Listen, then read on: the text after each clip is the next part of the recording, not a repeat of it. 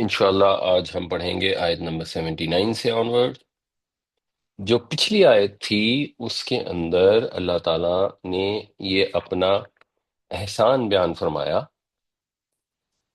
کہ اللہ نے تمہیں السمع والابصار والافئدہ عطا فرمائے، صلاحیتیں دیں سوچنے کی، دیکھنے کی، سننے کی۔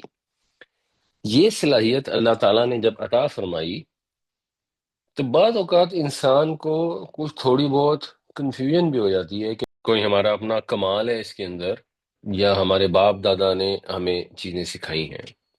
تو ساتھ کے ساتھ ہمارے پاس مثالیں آ رہی ہیں، مثلا جیسے یہ ہے الم یرو الی الطیر، کیا لم نہیں، یرو ویسے تو یہ تھا یرونا، یرونا جو ہے وہ لم کی وجہ سے ہو گیا یرو اور مطلب چلا گیا ماضی میں۔ کیا نہیں دیکھا انہوں نے الی الطیر، پرندوں کی طرف، پرندوں کی طرف نہیں دیکھا کہ پرندے کس حال میں ہیں، پرندے کیا کر رہے ہیں، مسخرات فی جو السماء، وہ مسخر ہوئے ہیں آسمان کی فضا میں۔ جب جو ہے نا یہ ایئر لائنز بھی ہوتی ہیں نا، ان کو بھی خطوط الجویہ کہتے ہیں۔ ما یمسکہن الا اللہ، نہیں تھامے ہوئے انہیں کوئی اللہ کے سوا۔ جب اللہ آئے گا تو ماں کا مطلب ہو جائے گا نہیں، اور یہ دونوں مل کر کر دیں گے حسر کا مفہوم، تو مطلب ہو جائے گا اللہ کے سوا کوئی نہیں جو انہیں تھامے ہوئے ہو، وہ اللہ ہی ہے جس نے انہیں تھاما ہوا ہے۔ تو یہ پرندوں کو آسمان میں تیرتے ہوئے جب تم دیکھتے ہو تو اس چیز کی تمہیں سمجھ نہیں آتی، کون ہے جو ان کو تھام سکتا ہے؟ تم نے تو اپنے خیال میں باپ دادا سے چیزیں سیکھ لی ہیں، کون ہے جو ان کو سکھاتا ہے؟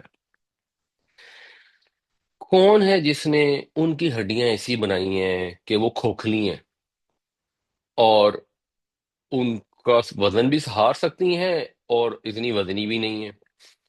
کون ہے جس نے ان کے ایسے پر بنائے ہیں؟ پرندوں کے جو پر ہیں ان کو اگر مائکروسکوپیکلی اینالائز کیا جائے تو بظاہر دیکھنے میں ایک معمولی سا پر لگتا ہے، اس کے اندر اتنی ڈیٹیلنگ ہے، اور اینڈ کے اوپر جا کے وہ ہکس ان کے اندر ہیں جو اس پر کو جوڑ کے رکھتے ہیں، اور ہر پرندے کے پر میں اللہ نے ایسے ہک بنائے ہوئے ہوتے ہیں، اور وہ to some extent waterproof ہوتے ہیں ان کے پر، اور ان کے پروں کے اندر گرمائش کی بھی خوبی ہوتی ہے، اور ایسی خوبی ہوتی ہے کہ گرم موسم میں بھی وہ سروائیو کر جاتے ہیں۔ اور یہی پرندے جب وہ جس بلندی پر جہاز اڑتا ہے اس پر بھی اڑے ہوتے ہیں، اور وہاں بے تحاشا سردی ہوتی ہے اور اس کو بھی وہ برداشت کر جاتے ہیں، اور وہ آسمان میں تیرتے پھرتے ہیں اور نیچے نہیں گرتے۔ تو کون سی ذات ہے جو ان کو تھامے ہوئے ہے؟ کیسے ممکن ہے؟ ہوا اتنی ہلکی ہے، ہم تو نہیں اڑ سکتے ہیں، ہم جتنا مرضی اپنے ہاتھوں کو زور لگا لیں، اور جو انسان نے اب اتنے سالوں کے بعد اڑنے والی مشینیں ایجاد کر لی ہیں جن کے اندر اس کو ایک سگنیفیکنٹ انرجی چاہیے، وہ ابھی کچھ بھی نہیں ٹیکنالوجی میں، پرندوں کے مقابلے میں ہماری ٹیکنالوجی کچھ بھی نہیں ہے جس قسم کی ان کی کنسٹرکشن ہے، اور جس طرح وہ بے آواز اڑتے پھرتے ہیں، اور ہم جو ہیں وہ اتنی شور مچانے والی مشینیں، اتنی پولوشن کریٹ کرنے والی مشینیں، ان کو ہم استعمال کرتے ہیں۔ ٹھیک ہے، اللہ نے یہ بھی ظاہر ہے دیکھنے کی، سوچنے کی، سمجھنے کی صلاحیتیں اللہ نے عطا فرمائی جس کی مدد سے ہم نے بھی یہ چیزیں ایجاد کی، لیکن انسان نظر اٹھا کر آسمان کی طرف دیکھے اور دیکھے پرندوں کو اور حیران ہو۔ یہ ایک پرندہ ہے جو کافی بڑا پرندہ ہوتا ہے، مطلب کتے جتنا وزن ہوتا ہے اس کا، اس کو کہتے ہیں البیٹراس۔ یہ ادھر امریکہ وغیرہ میں، انٹارکٹیکا وغیرہ میں ہوتے ہیں۔ یہ البیٹراس جو ہے یہ مسلسل 15,000 کلومیٹر اڑ لیتا ہے نارمل ایک ٹرپ کے اندر۔ نارمل یہ کھانے کے لیے جاتا ہے تو سمندر کے اوپر تیرتا ہے، چکر لگاتا ہے، اور 30 30 دن یہ اڑتا رہتا ہے اور بغیر پر ہلائے۔ یہ پر ہی نہیں ہلاتا. ہم تو چلے مثلا ہم نے چڑیا کو دیکھا، اس نے پر مارے اڑی، یہاں سے اٹھی وہاں بیٹھ گئی. اگر کسی نے آسمان میں کسی پرندے کو دیکھنا تو یہ سب سے بڑی مثال ہے. 30 دن 50 دن 60 دن اڑتا چلا جاتا ہے، پر بھی نہیں مارتا. سمندر کے اوپر اڑا ہوتا ہے. سمندر میں کہیں پہ لہریں کسی طرح کی ہوتی ہیں. سمندر کے قریب وہ ہوا ٹھنڈی ہوتی ہے، وہ تھوڑی ساکن ہوتی ہے، تھوڑی اوپر تیز ہوتی ہے. یہ اپنے نتنوں کے ذریعے ہوا کو ڈیٹیکٹ کرتا ہے، اور اس کے بعد جو ہے نا اڑتا جاتا ہے. اس کو کوئی پاری نہیں مارنے پڑتے، اس کی انرجی ہی نہیں کنزیوم ہوتی. مزے کی بات یہ ہے کہ وہ لوگ جو ان چیزوں کو دیکھتے ہیں، سمجھتے ہیں، ان کے اندر تو زیادہ اللہ تعالیٰ کی قدرت کی پہچان ہونی چاہیے. ان کو تو زیادہ سمجھ آنا چاہیے کہ اللہ تعالیٰ نے کیا زبردست چیزیں کریٹ کی ہیں. مگر آتی ہے انہیں سمجھ، جان بوجھ کر نہیں مانتے، ڈھیٹ بن جاتے ہیں اور کہتے ہیں یہ تو خود ہی ہو گیا. ایسے پرندے بھی خود ہی بن گئے جو بالکل پر ہلائے بغیر اڑتے چلے جاتے ہیں. ایسے پرندے بھی خود ہی بن گئے جو 50 دفعہ 1 سیکنڈ کے اندر پر مارتے ہیں. ہم انسان 1 سیکنڈ کے اندر اگر اپنے بازو ہلانے کی کوشش کریں نا تو ہم میکسیمم 1 دفعہ کر سکتے ہیں. کوئی بہت بھی زیادہ کر لے گا تو شاید 2 دفعہ کر لے. آپ کسی آدمی کے مشین میں بازو دے کے اس کو 50 دفعہ اوپر نیچے کریں، اس کے بازو ہی ٹوٹ جائیں گے، سارے مسل اس کے رپچر ہو جائیں گے. وہ چھوٹے چھوٹے پرندے ہیں جو ہمنگ برڈ ہوتا ہے، اس کو اللہ تعالیٰ نے ایسی صلاحیتیں دے دی. ان آنکھیں رکھنے والے اندھوں کو نظر ہی نہیں آتا. یہ کہتے ہیں یہ بھی خود ہی ہو گیا، وہ بھی خود ہی ہو گیا، وہ بھی خود ہی ہو گیا. اور اگر ان سے پوچھیں کہ کیسے خود ہی ہو گیا تو کہتے ہیں اچھا پہلے یہ بتائیں کہ اللہ تعالیٰ کیسے پیدا ہوا. پہلی بات تو یہ ہے کہ ایک پرندہ کیسے پیدا ہوا، اس سوال کو اس سوال تک کو تعلق ہی نہیں ہے. ایک پرندہ خود بخود پیدا ہو ہی نہیں سکتا، یہ امپاسبل ہے. اور اللہ تعالیٰ کیسے پیدا ہو گیا وہ ہماری ڈومین ہی نہیں ہے. اور اللہ تعالیٰ پیدا ہوا ہی نہیں، وہ تو ہمیشہ سے موجود ہے. ایک ہستی ایسی ہے جو ازل سے موجود ہے. جو دہری ہیں وہ بھی کہتے ہیں کہ ازل سے میٹر موجود ہے، ازل سے انرجی موجود ہے، ازل سے فزکس کے لاز موجود ہیں. یہ سارے موجود ہیں. یہ کہاں سے ہیں؟ بس یہ تو ہیں. انہوں نے بہت ساری چیزیں ماننی پڑتی ہیں کہ وہ ہیں، اور ان لاجیکل طریقے سے ماننا پڑتا ہے. ہم نے ایک چیز مان لی اور سمجھ لی کہ اللہ تعالیٰ ہمیشہ سے ہے، اللہ کی ہستی ہمیشہ سے ہے. اور اس کے بعد آپ کائنات کی چیزیں دیکھتے ہیں اور آپ کو سمجھ آنی شروع ہو جاتی ہے. یہ سمجھ اس کو آئے گی جو سمجھنا چاہتا ہے. ان فی ذالک لآیات لقوم یؤمنون، بے شک اس میں نشانیاں ہیں ان لوگوں کے لیے جو ایمان لانا چاہیں، جو ایمان لانے کی خواہش رکھتے ہو. ویسے تو فعل کا مطلب ہے جو ایمان لائیں. ایمان لانا عربی زبان میں فعل بعض اوقات ارادہ فعل کے طور پہ بھی استعمال ہوتا ہے، بعض اوقات مکمل اپنے اظہار کے لیے بھی استعمال ہوتا ہے. جہاں سے جیسے قرآن شریف میں آتا ہے نا کہ یا ایھا الذین آمنوا آمینو، اے ایمان والو ایمان لاؤ. حالانکہ آمنو کا مطلب یہ ہے کہ وہ ایمان لائے. تو آگے آ رہے ہیں آمینو، تو پہلا آمنو جو ہے وہ نارمل ہے کہ وہ لوگ جنہوں نے دعویٰ کیا ایمان کا وہ مکمل طور پر ایمان لے آؤ. یہاں پر یہ ارادہ فعل کے معنوں میں ہے کہ اگر تو کوئی ایمان لانا چاہتا ہے، کوئی بات ماننا چاہتا ہے، کوئی بات کو سمجھنا چاہتا ہے، تو اس کے لیے تو بڑی نشانیاں ہیں. پرندے دیکھے، میں کچھ تھوڑی سی نشانیاں اور بھی آپ کو ڈسکس کرتا ہوں. یہ اتنی زیادہ ڈیٹیل ہوتی ہے کہ ایکچولی تو ہم اگر یہی ڈسکس کرتے رہ جائیں تو ایک کلاس کیا 100 کلاسیں آپ صرف پرندوں پہ ڈسکس کر سکتے ہیں. But I will try to do it very brief discussion. الم یرو الی الطیر مسخرات فی جو السماء ما یمسکہن الا اللہ ان فی ذلک لآیات لقوم یؤمنون. کیا انہوں نے نہیں دیکھا پرندوں کے لیے جو مسخر کیے گئے ہیں آسمان کی فضا میں، بس اللہ ہی ہے تو جو ان کو تھامتا ہے. بے شک اس میں بڑی نشانیاں ہیں ان لوگوں کے لیے جو ایمان لائیں. یہ ایک کوئک سی اگزامپل ہے کہ یہ سمندروں کے اوپر، یہ تو البٹراس تو بہت بڑا پرندہ تھا، جو چھوٹے پرندے بھی ہیں وہ بھی بڑے لمبے لمبے سفر کرتے ہیں. ہمارے یہاں بھی آتے ہیں، یہ سائبیریا سے آتے ہیں، یہ منچھر جھیل کے اوپر اور سندھ میں اور بلوچستان کی جھیلوں میں پرندے سفر کر کے آتے ہیں. کیوں سفر کر کے آتے ہیں کسی کو نہیں پتا. وہیں پر پیدا ہونے والے کچھ پرندے ہیں جو وہیں رہتے ہیں ساری زندگی، سملر پرندے، سیم سپیشیز. اور کچھ اس کی ملتی جلتی اسپیشی ہوتی ہے، وہ ہزاروں کلومیٹر کا سفر کر کے آتے ہیں. جب وہ سفر میں نکلتے ہیں تو آٹومیٹیکلی وہ کچھ عرصہ پہلے ضرورت سے زیادہ کھانا شروع کر دیتے ہیں. اتنا کھاتے ہیں کہ 8 8 گھنٹے کھاتے ہیں، 4 4 گھنٹے سوتے ہیں، پھر 8 گھنٹے کھاتے ہیں، پھر 4 گھنٹے سوتے ہیں. مسلسل کھاتے چلے جاتے ہیں. کھاتے کھاتے کھاتے جو ان کا نارمل ویٹ ہوتا ہے، بعض اوقات اس کے برابر اپنے اندر فیٹ جمع کر لیتے ہیں، چربی اکٹھی کر لیتے ہیں. اس کے بعد وہ اڑنا شروع کرتے ہیں. اور وہ پھر اڑتے اڑتے، مثال کے طور پر اگر یہ آسٹریلیا سے نکلتے ہیں تو وہ اڑتے اڑتے یہاں سے لے کے یہاں تک ہزاروں کلومیٹر طے کرتے ہیں. پھر یہاں پہ اپیرنٹلی کوئی چھوٹا سا آئی لینڈ ہے، وہاں پہ جا کے رکتے ہیں. پھر اڑتے اڑتے اڑتے یہاں پہنچ جاتے ہیں. اب مختلف سائز کے پرندے ہوتے ہیں، ان کے اندر فیٹ لیول مختلف ہوتا ہے، تو جتنی اس کی کیپیسٹی ہوتی ہے اڑنے کی، اس حساب سے وہ اپنا راستہ چوز کرتا ہے. کوئی ادھر سے جاتا ہے، کوئی ادھر سے جاتا ہے، کوئی ادھر سے جاتا ہے. جو زیادہ لمبا اڑ سکتا ہوتا ہے وہ زیادہ لمبا راستہ لے لیتا ہے. جس کا وزن کم ہوتا ہے یا فیٹ پرسنٹیج کم ہوتی ہے وہ چھوٹا راستہ لے لیتا ہے. اور یہ رستے کہاں سے آتے ہیں ان کو کون بتاتا ہے؟ کوئی بھی نہیں بتاتا. ان کو کون سا کسی یونیورسٹی میں ٹریننگ دی گئی ہوتی ہے؟ ہمارے یہاں کسی نے یہاں سے وہاں تک جانا ہو تو اکیلا تو کوئی جا ہی نہیں سکتا. پتہ نہیں کتنے لوگ مل کے اس کو سپورٹ کرتے ہیں، جی پی ایس ہے، فلاں ہے، ڈمکا، ان کو کچھ بھی نہیں. اور ان میں ایسے پرندے بھی ہوتے ہیں جن کی زندگیاں تھوڑی کم ہوتی ہیں، تو وہ ایک طرف سے اڑ گئے، دوسری طرف پہنچے، وہاں پہ جا کے انہوں نے اپنے انڈے دیے، وہ تو وہیں مر گئے.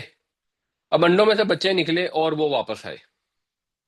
تو ایسے بھی ایونٹس ہوتے ہیں جن میں صرف انڈوں کے بچے ہی ہوتے ہیں جو اکیلے ہی سفر کر رہے ہوتے ہیں. تو ان کو کون سکھاتا ہے کہ کہاں سے گزر کے کیسے جانا ہے؟ اب سائنس والے سوچتے رہتے ہیں، وجوہات تلاش کرتے رہتے ہیں. اور رستے میں بھی انٹرسٹنگ چیز یہ ہے کہ یہ زمین ایک سفیر کی طرح ہے. تو سفیر کے اوپر ایکچولی اب جب جہاز کا سفر کرتے ہیں نا تو اس کے لیے ایک بڑا کمپلیکیٹڈ فارمولا یوز کرتے ہیں، بیکاز زمین کی اپنی موشن بھی ہے، اوپر سے وہ اسفیریکل بھی ہے. تو آپ نے ایک پوائنٹ سے دوسرے پوائنٹ تک جانا ہے نا، تو جو آپ کو سب سے چھوٹا راستہ ہوتا ہے وہ کیلکولیٹ کرنے کے لیے، ویسے ہی میں نے آپ کے انٹرسٹ کے لیے لکھ دیا ہے اس کو، میں تو سمجھ نہیں سکا پڑھ کے. اتنا مشکل سا فارمولا ہوتا ہے، اس کے مدد سے وہ راستہ نکلتا ہے جس سے آپ ایک پوائنٹ سے دوسرے پوائنٹ تک سفر کریں تو وہ چھوٹے سے چھوٹا ہوگا. اور جو پرندے ہیں وہ اسی فارمولے کے لحاظ سے جو راستہ نکلتا ہے ایگزیکٹلی اس کے اوپر سفر کرتے ہیں. کس نے ان کو بتایا؟ ما یمسکہن الا اللہ، کوئی ہے ہی نہیں. اب وہ سورج سے بھی راستہ حاصل کرتے ہیں، جو رات کو ستارے ہوتے ہیں ان سے بھی راستہ حاصل کرتے ہیں، اور جو زمین کی میگنیٹک فیلڈ ہے اس سے بھی راستہ حاصل کرتے ہیں. سائبیریا سے اڑتے ہیں، سندھ میں آ جاتے ہیں، آسٹریلیا سے اڑتے ہیں، پتہ نہیں کہاں چلے جاتے ہیں. 5 5 10 10 15 15 ایسے بھی پرندے ہیں. وہ ایک انٹارکٹک ٹرن اسے کہتے ہیں. وہ ایک سال کے اندر اتنا سفر طے کر لیتا ہے جتنا زمین پورے کا چکر ہے. 46,000 کلومیٹر وہ جاتا ہے اور اڑ کے واپس آتا ہے. رستے ان کو کون سمجھاتا ہے کدھر سے جانا ہے؟ تمہارا وزن کم ہے، تمہارے میں چربی کم ہے، تو تم کہاں سے اور ایسے وہ اپنے اندر چربی بلڈ کرتے ہیں کہ جب وہ اپنا سفر پورا کر لیتے ہیں تو وہ چربی تقریباً ختم ہونے والی ہوتی ہے. اگر وہ اس سے فرض کریں 10% زیادہ چربی بلڈ کر لیں تو وہ وزن ہیوی اتنے ہو جائیں گے کہ وہ تھک جائیں گے، اینڈ تک پہنچ نہیں سکیں گے. اگر اس سے 5 10% کم چربی بلڈ کر لیں تو اینڈ تک پہنچنے سے پہلے ان کی چربی ختم ہو جائے گی، وہ سمندر میں گر کے مر جائیں گے. اس پریسائز کیلکولیشن کے تحت وہ کھانا کھاتے ہیں اور اپنے اندر فیٹ سٹور کرتے ہیں، جس کے ساتھ وہ پورا سفر کر کے تو پورا پورا ہو کے وہاں پہنچ جاتے ہیں. اتنی ترقی ہونے کے بعد انسان تو اپنے اوپر یہ کر نہیں سکا کہ وہ کھانے کو اس پریسائز طریقے سے کھائے کہ اس کو پتہ لگ جائے کہ اس سے کتنی فیٹ اکٹھی ہوگی اور مجھے اتنی فیٹ چاہیے تو اتنی فیٹ وہ ایگزیکٹ وہ کھانا کھا کے وہ کر لے. اور انہوں نے کون سا، وہاں پہ ان کے پاس شیف بیٹھے ہوتے ہیں طرح طرح کے کھانے پکا رہے ہیں، جو ان کو چیزیں اویلیبل ہوتی ہیں انہوں نے اسی میں سے کھانا پینا ہوتا ہے. جب وہ فضا میں اڑتے ہیں، بہت سارے پرندے ایسے ہوتے ہیں جو اس حد تک چلے جاتے ہیں جہاں پہ جہاز اڑتے ہیں، 7,000 metre above the ground, 8,000 metre above the ground. اب وہ ایسی جگہ ہوتی ہے کہ اگر آپ 8,000 میٹر ابو دا گراؤنڈ پہ ٹریول کر لینا تو آدمی وہاں بے ہوش ہو جائے گا اگر وہ کنٹینڈ انوائرمنٹ میں نہ ہو. ہم تو جہاز میں جا رہے ہیں تو اندر انہوں نے مینٹین کیا ہوتا ہے، تو آدمی وہاں بے ہوش ہو جائے گا. ان کو کچھ بھی نہیں ہوتا، یہ اٹھتے چلے جاتے ہیں، وہاں آکسیجن لیول نہ ہونے کے برابر ہوتا ہے. تو جس پرندے کے اندر اللہ نے جس طرح کا سسٹم ڈیزائن کیا ہوا ہے، اس حساب سے وہ اتنی ہائٹ تک چلا جاتا ہے. اور جتنی زیادہ ہائٹ پہ جاتے ہیں وہاں پہ ظاہر ہے وہ ہوا کا پریشر کم ہوتا ہے، کیونکہ ہوا ہلکی ہوتی ہے تو ان کا زور کم لگتا ہے. اور یہ جو یہ بگلے ہوتے ہیں یہ 8,300 فٹ کی بلندی تک بھی چلے جاتے ہیں. اور ان کا ایسا اللہ نے کوئی ریسپریٹری سسٹم ڈیزائن کیا ہوا ہے جو دنیا کے جو زمینی جانور ان میں ہوتا ہی نہیں ہے. یعنی یہ ممکن ہی نہیں کہ ایک وہ جو کہتے ہیں نا کہ اصل میں وہ ڈائنوسار تھا تو ڈائنوسار سے اڑنے والے ڈائنوسار میں کنورٹ ہو گئے. پاسبل ہی نہیں ہے ایک ایسی چیز جس کا نہ کوئی پروف ہے نہ کچھ ہے. ایک کہانی گھڑی ہوئی ہے. جس طرح ہمارے یہاں لوگ کہانیاں گھڑ لیتے ہیں نا، فلاں پیر صاحب نے یہ کیا، فلاں بزرگ نے یہ کیا، خود ہی کہانیاں گھڑ گھڑ کے وہ عقیدے بناتے رہتے ہیں. اسی طرح سائنسدانوں نے بھی کہانیاں گھڑ کے عقیدے بنائے ہیں. کہیں کوئی ان کے پاس ایسی ایویڈنس نہیں ہے کہ کسی رینگنے والے جانور سے کوئی اڑنے والے جانور میں کنورٹ ہوا ہو. اور اگر ہو بھی جاتا تو ظاہر سی بات ہے خود تو نہیں ہو سکتا، فرق ہے اللہ نے اسی طرح سے چیزیں بنائی ہوتی. اگر یہ ایویڈنس مل بھی جاتی تو یہ پتہ لگتا کہ مثال کے طور پہ آپ نے ایک باکس دیکھا، کاغذ کا جہاز دیکھا، آپ نے اس کو کھولا تو آپ کو پتہ لگ گیا کہ بنانے والے نے کیسے بنایا تھا. اس سے یہ تو نہیں پتہ لگا کہ وہ خود ہی بن گیا، اگر آپ کو پتہ لگ گیا کہ کیسے لیکن ان کو وہ پتہ بھی نہیں لگا کہ کیسے ہوا. کوئی ایسی ایویڈنس نہیں ہے کہ زمین پہ چلنے والے جانور اڑنے والے جانوروں میں کنورٹ ہو گئے. اور جو سمجھ آتی ہے چیزوں کو معائنہ کر کے، اور جو ملینز آف ایئرس پرانے کہیں اگر فوسل بھی ملتے ہیں تو وہ ویسے ہی ہیں جیسے آج کے جانور. تو پتہ یہی لگتا ہے کہ اللہ تعالیٰ نے اپنی قدرت سے سب کو بیک وقت تخلیق فرمایا. بہرحال اگر ایولیوشن سے بھی تخلیق فرمایا ہو تو وہ تو اللہ کی مرضی ہے، ہمیں اس میں کوئی ایشو تو نہیں ہوگا. پھر آپ ان کو اڑتے ہوئے دیکھیں تو یہ جہاز جو ہے فارمیشن بنا کے اڑتے ہیں. فارمیشن بنا کے کیوں اڑتے ہیں؟ کیونکہ جو آگے والا جہاز ہوتا ہے نا، اس کا ایک ایئر کرنٹ ہوتا ہے. تو جو اس کے پیچھے والے ہوتے ہیں نا، ان کو اس سے سپورٹ لگتی ہے اور ان کا کم پٹرول خرچ ہوتا ہے. تو اس طرح اڑنا جو ہے نا انرجی ایفیشینٹ ہے. تو پرندے آلریڈی ایسے اڑتے ہیں، وہ وی فارمیشن بناتے ہیں. یہ جب فلیپ کرتے ہیں تو اس سے جو ایئر فلو ہوتا ہے اس سے پیچھے والوں کو فائدہ ہوتا ہے اور ان کی انرجی کم لگتی ہے. اچھا، صرف اس میں مسئلہ یہ ہوتا ہے کہ یہ والا جو پرندہ آگے اڑ رہا ہے اس کی تو سب سے زیادہ انرجی لگ رہی ہے، تو یہ ظاہر سی بات ہے جلدی تھک جاتا ہے. تو جب یہ جلدی تھک جاتا ہے تو یہ آٹومیٹیکلی پیچھے آ جاتا ہے اور پیچھے والے آگے آ جاتے ہیں، اور یہ آپس میں ایڈجسٹ کرتے رہتے ہیں اور اپنا سفر جو ہے وہ مکمل کر لیتے ہیں. اب یہ ان کو کس نے سکھا دیا؟ ایک ہی ہستی ہے سکھانے والی، ما یمسکہن الا اللہ. بڑی نشانیاں اس کے اندر، اگر کوئی سمجھنا چاہے، اگر کوئی نہ سمجھنا چاہے، ڈھٹائی اختیار کر لے، جانتے بوجھتے ہوئے انجان بن جائے. یہ بھی آگے آئے گا انشاءاللہ آیت نمبر 82 میں یا 83 میں، کہ جان جائیں سمجھ جائیں اور پھر بھی نہ مانے تو نہ مانے. اللہ کا تو کچھ نہیں بگاڑیں گے، اپنا ہی نقصان کریں گے. واللہ جعل لکم من بیوتکم سکنا، اور اللہ نے بنایا تمہارے لیے تمہارے گھروں میں سکون. یہ بھی اللہ کی نعمت ہے. پرندے تو خیر اب وہ نکلے ہیں اور وہ ادھر سے وہ کہاں جا رہے ہیں، تو ان کا تو سمجھیں کہ گھر جو ہے یا ان کا جو خیمہ ہے وہ خود ہی ہے، ان کے ساتھ ہی ہیں. ان کا جو لباس ہے وہ بھی ان کی باڈی کا پارٹ ہی ہے، جو انہیں سردی سے بھی بچاتا ہے اور گرمی سے بھی بچاتا ہے. لیکن اللہ تعالیٰ نے انسان کے لیے ایک علیحدہ سسٹم رکھا ہے، اس کو گھر عطا کیے ہیں اور گھروں کو سکون اور راحت کی وجہ بنایا ہے. جب آپ شام کو گھر لوٹتے ہیں تو کیسی راحت پاتے ہیں، جو باہر کا اندھیرا ہوتا ہے اس سے بچاؤ کی فیلنگ، حفاظت کا احساس ہوتا ہے. وَجَعَلَ لَكُم مِّن جُلُودِ الْأَنْعَامِ بُيُوتًا، اور اس نے بنائے تمہارے لیے مویشیوں کے چمڑوں میں سے، مویشیوں کی کھالوں میں سے. جلد جو ہے یہ کھال کو کہتے ہیں، جس سے جلد کا لفظ بھی ہے. جلد ان کی جمع ہے جلود. ہمارے یہاں ویسے اس کو جلد کہتے ہیں، شاید جلد بھی عربی کا لفظ بھی ہوگا. جلد ویسے کوڑے کو بھی کہتے ہیں کیونکہ وہ بھی چمڑے سے بنتا ہے. تو مویشیوں کی کھالوں میں سے بھی گھر بنائے. تستخفونہا، خفیف یعنی ہلکا، تم ان کو ہلکا پاتے ہو.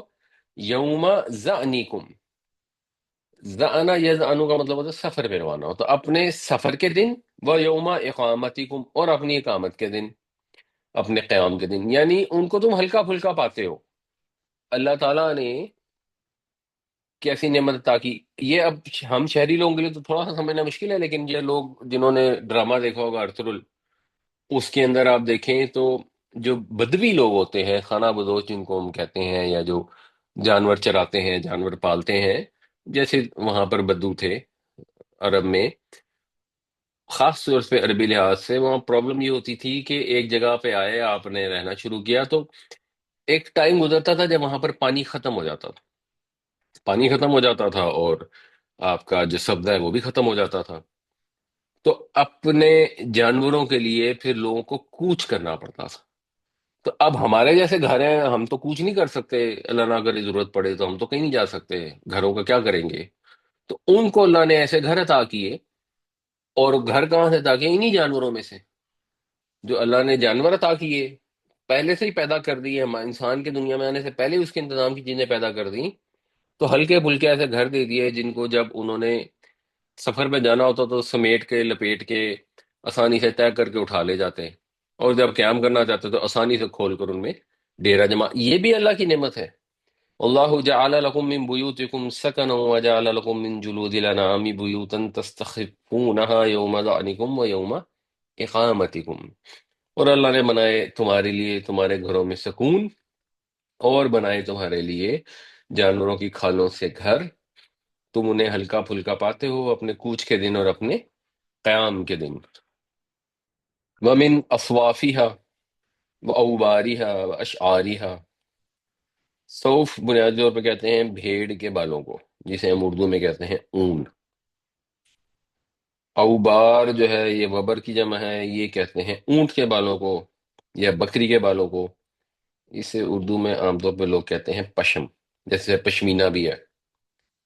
اور اشعار بال کی جمع ہے شعر، یہ غالباً اشعار جو ہیں یہ بکریوں کے بال ہوتے ہیں، یہ اونٹ کی پشم ہے اور یہ بکریوں کی پشم ہے،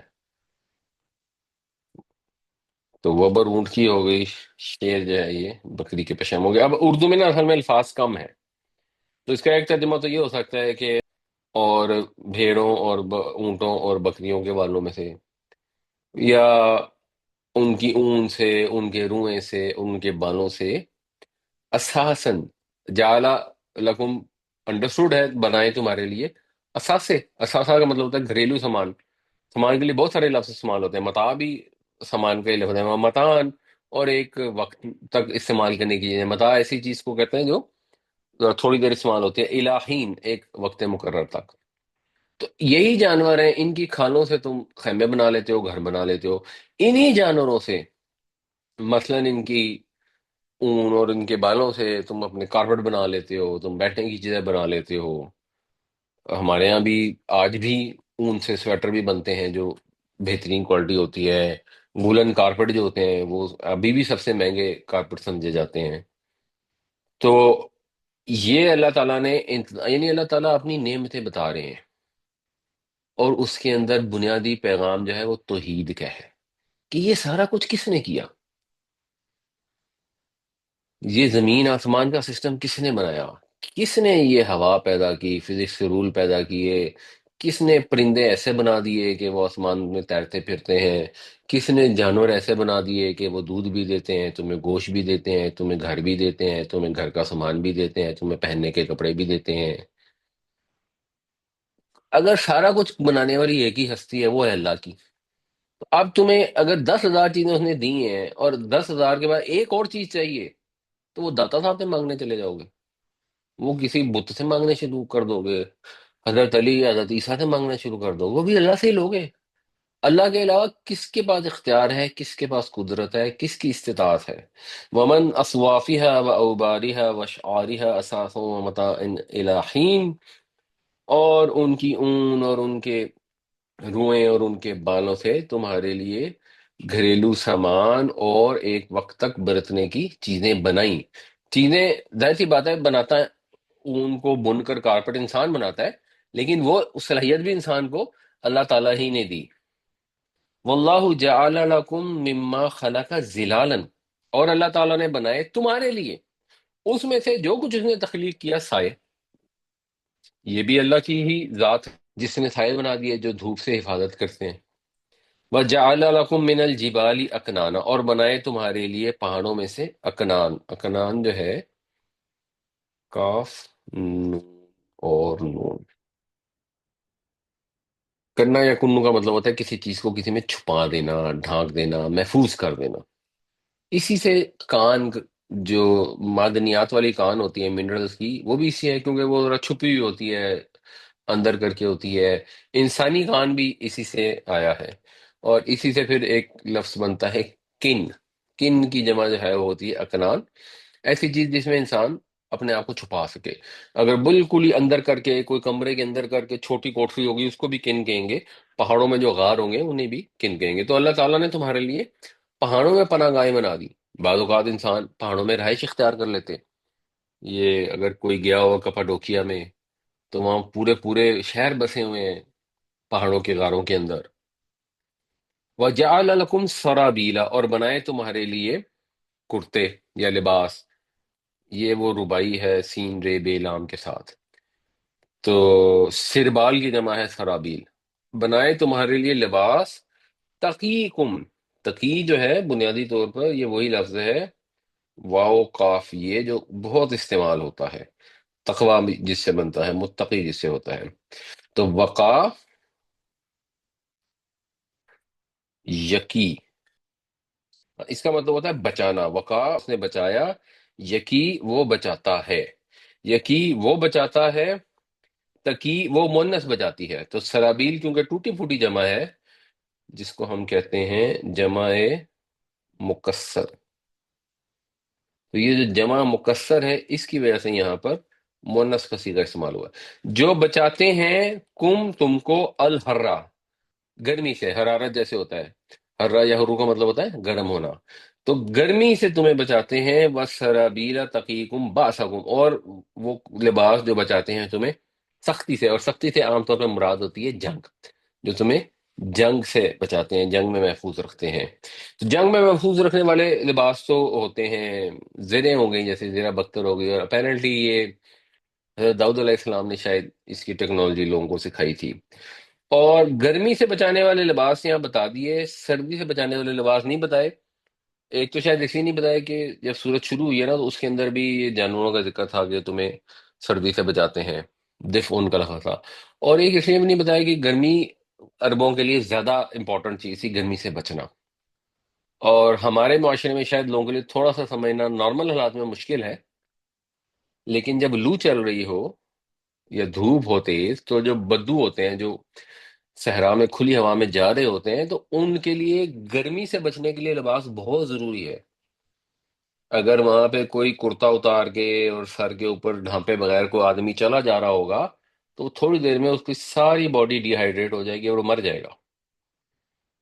تو یہ جو آپ سر پہ، ہمارے یہاں بھی گرمی کے موسم میں لوگ پٹکا لپیٹ کر نکلتے ہیں اور ڈھیلے ڈھالے جو کپڑے پہنتے ہیں، اور وہ پھر جو آپ کو پسینہ آتا ہے اس کو بھی تھوڑا سا ٹریپ کر کے اس کو بھی ٹھنڈک پیدا کرتے ہیں۔ تو یہ بھی لباس کے اندر خوبی ہے، اور یہ بھی اللہ تعالیٰ نے ہی لباس پیدا کیا۔ باقی جانوروں کے لیے تو لباس ویسے ہی ان کی باڈی کا پارٹ ہے، جیسے پرندوں کی بھی بات ہو رہی تھی تو وہ سخت سردی میں بھی پھر رہے ہوتے ہیں، گرمی میں بھی پھر رہے ہوتے ہیں، ان کو کچھ بھی نہیں ہوتا۔ پولر بیئر ہے اتنی سردی میں پھر رہا ہوتا ہے، اس کو کچھ بھی نہیں ہوتا، پھرا جا رہا ہوتا ہے، چلے جا رہا ہوتا ہے۔ ہم تو نہیں چل سکتے، تو ہم چل تو نہیں سکتے، لیکن اللہ تعالیٰ نے ہمیں لباس عطا فرمائے، ہمیں لباس بنانے کی صلاحیت عطا فرمائی جس کے ذریعے سے ہم اپنے آپ کو بچا سکتے ہیں۔ کذالک یتم نعمتہ علیکم، اس طرح وہ تمام کرتا ہے تمہارے اوپر اپنی نعمت، پوری کر دیتا ہے اپنی نعمت۔ یعنی یہ جو چیزیں ہیں جن کی ذکر ہو رہا ہے یہ روزمرہ عام دیکھنے کی چیزیں ہیں، ہر انسان کو روزانہ کی بنیاد پر واسطہ پڑتا ہے، خاص طور سے وہ جو عرب کے جو ان کے مخاطب تھے بدو، ان کو تو روز کی بنیاد پہ یہ چیزوں کا واسطہ پڑتا تھا۔ ان میں سے ایک چیز بھی ایسی نہیں ہے جو اللہ کے سوا کسی طرف منسوب کی جا سکے۔ اور چیزیں کیا ہیں، کسی بھی پہلو سے انسان کی کوئی ضرورت ہے تو آگے اس ضرورت کے جتنے پہلو ہیں وہ سارے اللہ تعالیٰ نے مکمل کر دیے۔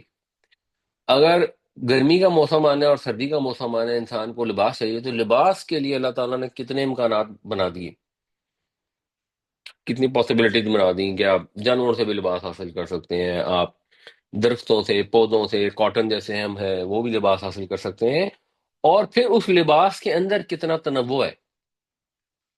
یعنی لباس یہ بھی ہو سکتا تھا کہ سارے لوگ سفید کپڑے پہن کے پھرتے رہتے، لیکن اس کے اندر بھی اللہ تعالیٰ نے کیسی فلیکسیبلٹی رکھی، اس میں رنگوں کی پاسبلٹیز رکھی، اس کے اندر سٹائل کی پاسبلٹیز رکھی، لباس کو یہ خوبی تھی کہ وہ کٹ سکے۔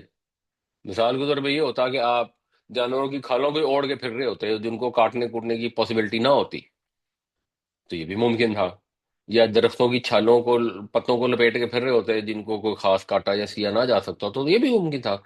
لیکن اللہ تعالیٰ نے ایسے ڈیلیکیٹ فائبرز عطا فرمائے جس کے ذریعے سے ایسا بہترین لباس بن سکتا ہے جس میں آپ جیسی مرضی سٹائلنگ کر لیں، اور عقل استعمال کریں تو اچھی خوبصورت سٹائلنگ کر لیں، اور نہ عقل استعمال کریں تو واہیات اور بےہودہ سٹائلنگ کر لیں، جس طرح آج کل کے زیادہ تر فیشن ڈیزائنر ہیں جن کی عقل مت ماری گئی ہے۔ تو یہ ایک چھوٹی چھوٹی ڈیٹیل کے اندر اللہ تعالیٰ نے کیسے ضرورت کو پورا فرمایا، کیوں؟ لعلکم تسلمون، شاید کہ تمہیں سمجھ آ جائے، تم فرما بردار ہو، تم اسلام قبول کر لو، تم اللہ کے حضور جھک جاؤ، سر تسلیم خم کر دو، اپنا دماغ استعمال کرو، کائنات کو دیکھو، کائنات کی چھوٹی چھوٹی چیزوں کو دیکھو، اور دیکھو اللہ نے کیا کیا ہے، اور صرف اس کے سامنے جھک جاؤ، صرف اسی کو مانو، اس کا انکار بھی نہ کرو، اور اس کے ساتھ کسی کو شریک بھی نہ کرو۔ واللہ جعل لکم مما خلق ظلالا وجعل لکم من الجبال اکنانا وجعل لکم سرابیل تقیکم الحر وسرابیل تقیکم بأسکم کذالک یتم نعمتہ علیکم لعلکم تسلمون، اور اللہ ہی تو ہے جس نے بنائے تمہارے لیے سب پیدا کردہ چیزوں میں سے سائے، اور بنائے تمہارے لیے پہاڑوں میں پناہ گاہیں، اور بنائے تمہارے لیے لباس جو تمہیں گرمی سے بچاتے ہیں، اور ایسے لباس بنائے جو تمہیں جنگ سے بچاتے ہیں۔ اس طرح اللہ تعالیٰ پوری کرتا ہے اپنی نعمت تم پر تاکہ تم فرما بردار رہو۔ فَإِن تَوَلَّوْا، پھر اگر تم نے منہ موڑا، ویسے تو واو، لام اور یہ اس کا مطلب ہوتا ہے کسی سے دوستی ہونا، کسی کے قریب جانا، اس سے پھر جو باب تفاعل ہوتا ہے، باب تفاعل سے بنتا ہے تولا، یتولا،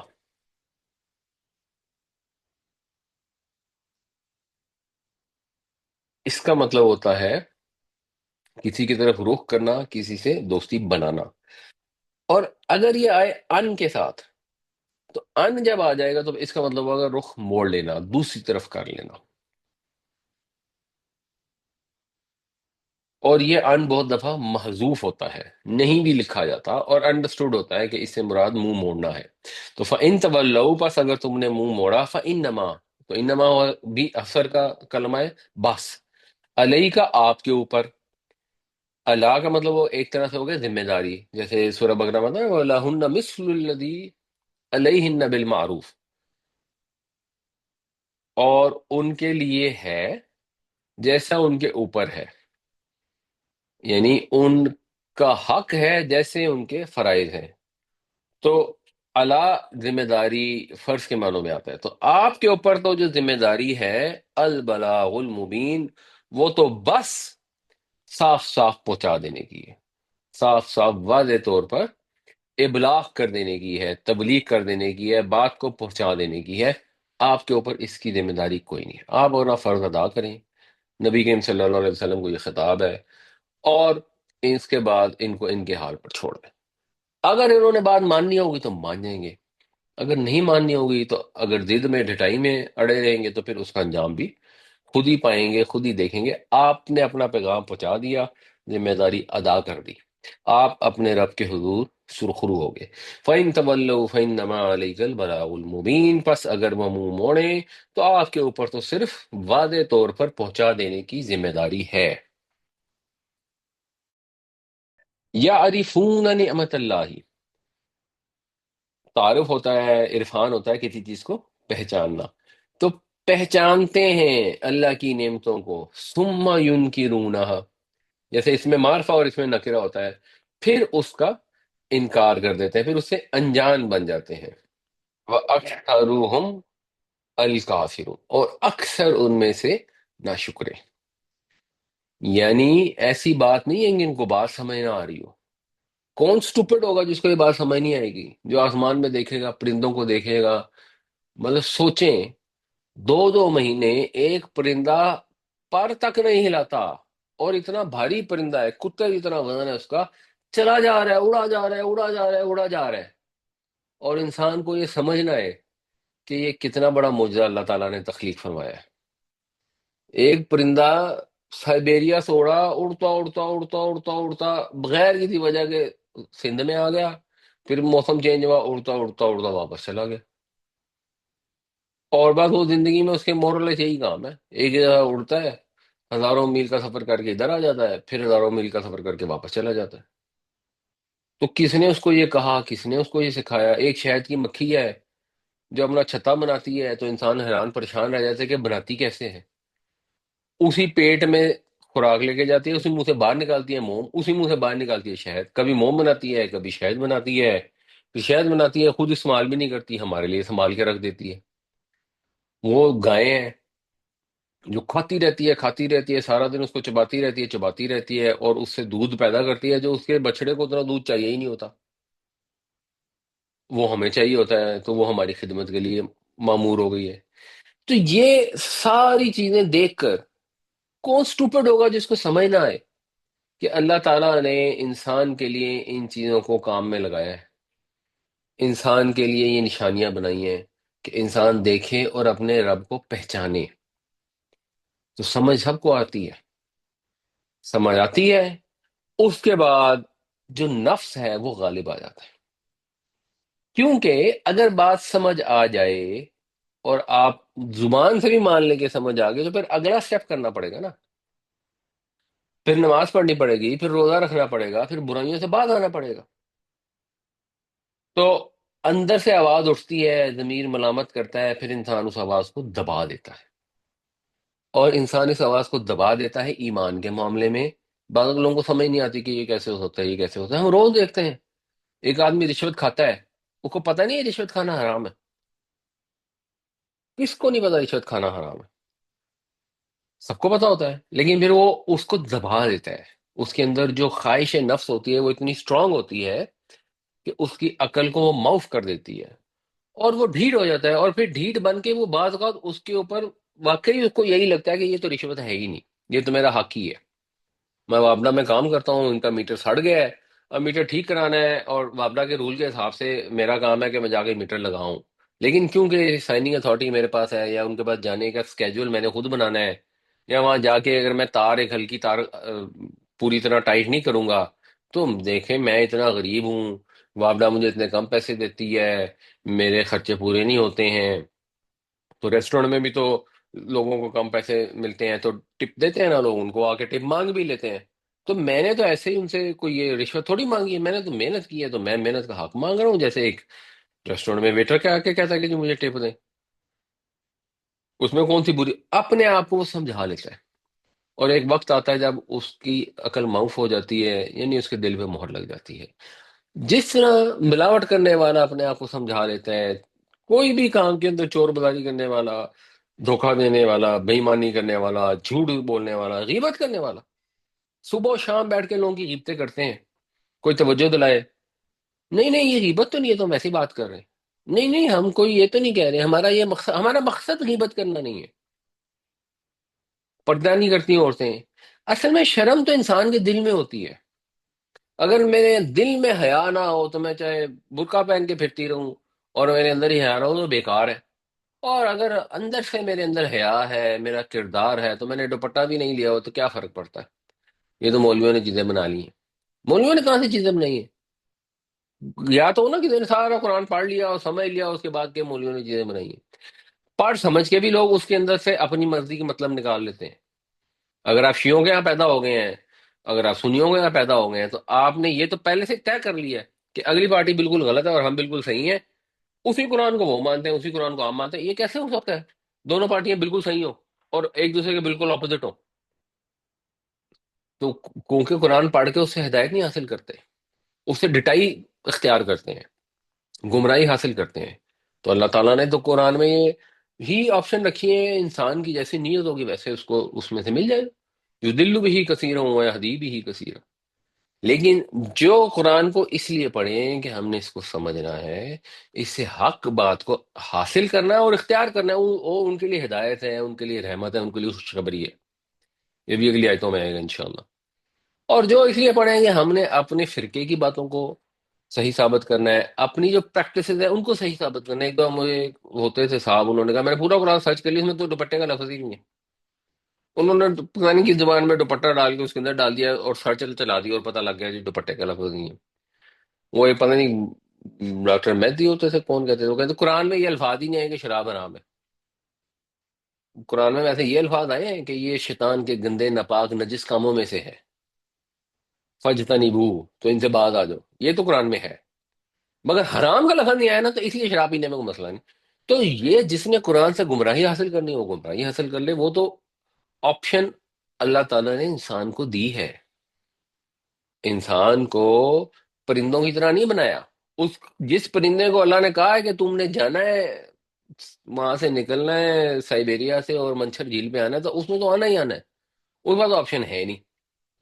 اور جس پرندوں کو کہا کہ تم نے نہیں جانا، اس میں ادھر ہی رہنا ہے، اس کے بعد یہ آپشن نہیں ہے کہ آ جائے، اس کے بعد یہ آپشن نہیں ہے کہ وہاں رک سکے۔ انسان کو اللہ نے آپشن دی ہے اپنی مرضی سے فیصلہ کر لے کچھ چیزوں کے اندر، وہ بھی سارے فیصلے کہاں کر سکتا ہے؟ کون سا انسان ہے جو کہ میں کاربن ڈائی آکسائڈ جو ہے اس کو اپنے بلڈ میں لے جاؤں گا اور آکسیجن کو باہر نکال دوں گا؟ کوئی بھی نہیں کر سکتا۔ کون سا انسان ہے جو کہ میں خوراک جو ہے وہ سانس کی نالی میں لے جاؤں گا اور ہوا جو ہے وہ غذا کی نالی میں بھیج دوں گا؟ جو چیز سانس کی نالی میں جانی ہے وہ ادھر نہیں آنی، ادھر ہی جانی ہے، اور اگر چلی جائے گی اس کو اچھو لگ جائے گا تو پھر اس کی ویسے حالت غیر ہو جائے گی۔ کون سا انسان ہے جو اپنے خون کے سرکل کو الٹا چلا سکے؟ کوئی بھی نہیں چلا سکتا۔ کون ہے جو کہے کہ میں آنکھوں سے سنوں گا اور کانوں سے دیکھوں گا؟ کوئی بھی نہیں کر سکتا۔ تو اللہ تعالیٰ نے بڑا لمیٹڈ سا اختیار انسان کو دیا ہوا ہے، اور وہ اس چیز کا ہے کہ اپنی عقل استعمال کرے، اللہ کی نعمتوں کو پہچانے۔ اب کوئی جان بوجھ کر نعمتوں کو پہچاننے کے باوجود ان کا انکار کر دے، ان سے اجنبی بن جائے، انجان بن جائے، اور نہ شکری کا رویہ اختیار کرے، اللہ کی نعمت کو تسلیم نہ کرے کہ اللہ ہی نے بخشی ہے، اللہ ہی نے دی ہے اور آگے بھی اللہ ہی دے سکتا ہے اور کوئی نہیں دے سکتا، کسی ولی، کسی نبی، کسی فرشتے۔ مثلا بارش کے فرشتوں کو اللہ کو حکم کرے تو وہ بارش برسا دے گا، ہم اس کو کہیں گے بارش کے فرشتے بارش برسا دے، قحط ہو گیا ہے، وہ نہیں برسا سکتا، تو پھر اختیار ہی نہیں ہے، کسی کے پاس بھی کوئی اختیار نہیں ہے۔ یہ تو ایک ہے نا کہ چلو وہ منو مٹی کے نیچے چلے گئے، فوت ہو گئے، ہماری سن نہیں رہے کچھ۔ جو فرشتے زندہ ہیں، موجود ہیں، ہوا میں اڑتے پھر رہے ہیں، ہمارے کندھوں پہ فرشتے ہیں۔ وہ کچھ لوگ مائیں بچوں کو سکھاتی ہیں کہ یہ فرشتے کو کہو کہ صبح مجھے نا نماز کے وقت اٹھا دینا، فرشتہ تھوڑی اٹھا سکتا ہے، اس کے پاس تو ایسی کوئی آپشن نہیں۔ اگر صبح نماز کے لیے اٹھنا ہے یا اسکول جانے کے لیے اٹھنا ہے اور اس کے لیے بھی کسی سے ریکویسٹ کرنی ہے تو صرف اور صرف اللہ کی ذات ہے۔ لیکن وہ جان بوجھ کے ہٹ جائے تو پھر وہ ابو جہل بن جاتا ہے، اپنی گردن کٹا دیتا ہے اور حق نہیں مانتا، تو پھر اس کی مرضی ہے۔ یعرفون نعمت اللہ ثم ینکرونها واکثرهم الکافرون، وہ پہچانتے ہیں اللہ کی نعمت کو پھر اس سے انجان بن جاتے ہیں، اور اکثریت ان میں سے ناشکروں کی ہے۔ وَيَوْمَ نَبْعَثُ مِنْ كُلِّ أُمَّةٍ شَهِيدًا، اور اس دن ہم کھڑا کریں گے ہر امت میں سے ایک گواہ۔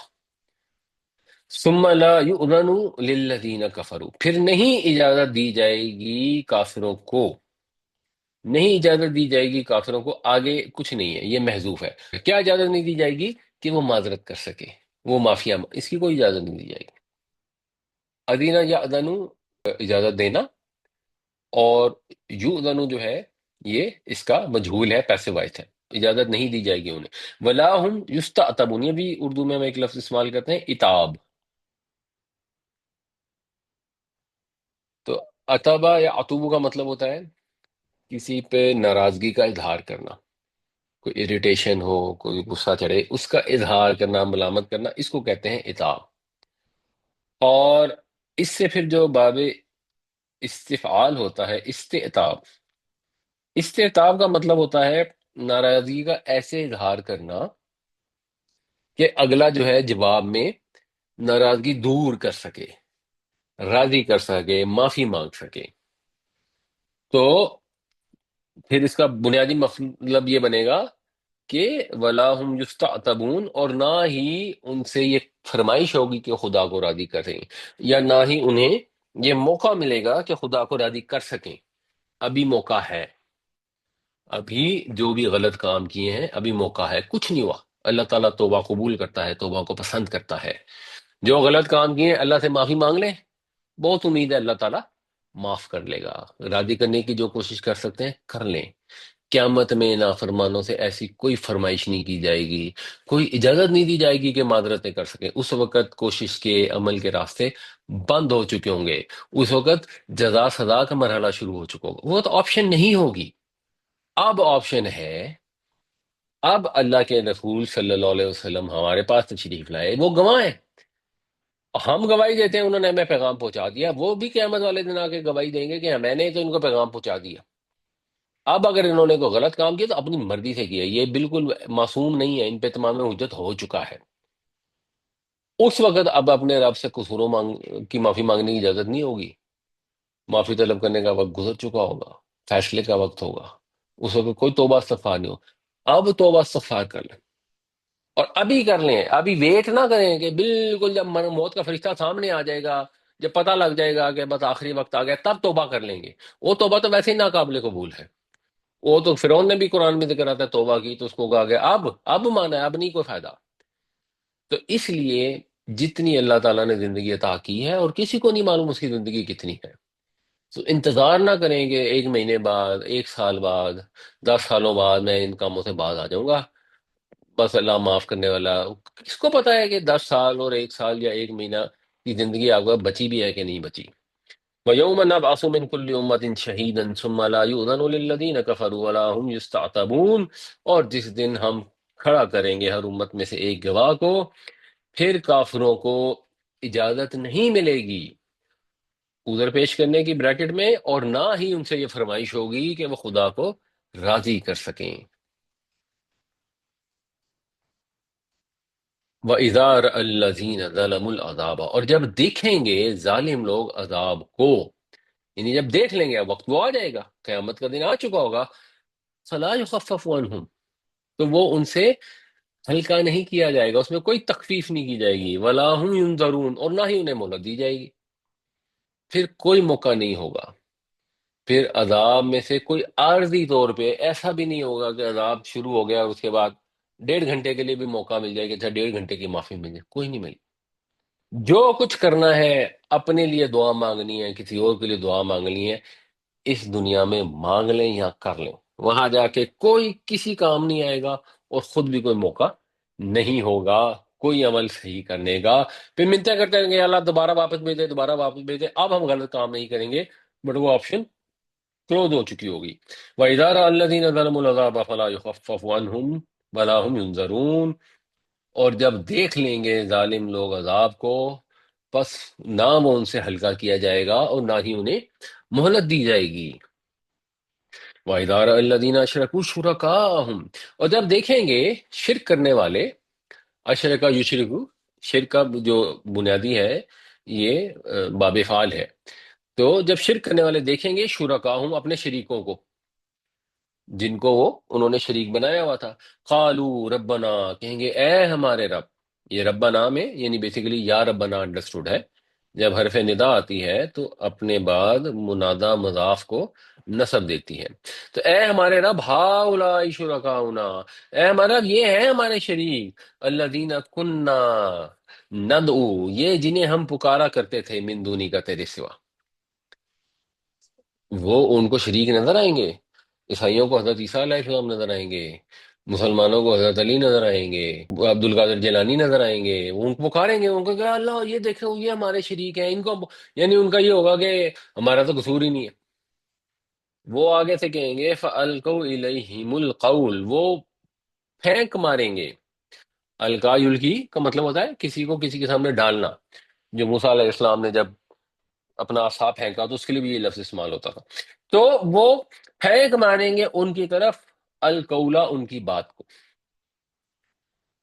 یا اپنی بات کو پھینک ماریں گے. کیا پھینک ماریں گے؟ انکم لکاذبون، تو بالکل جھوٹے ہو. ہم نے تم سے کب کہا تھا کہ تم اللہ کو چھوڑ کے ہمیں پکارو؟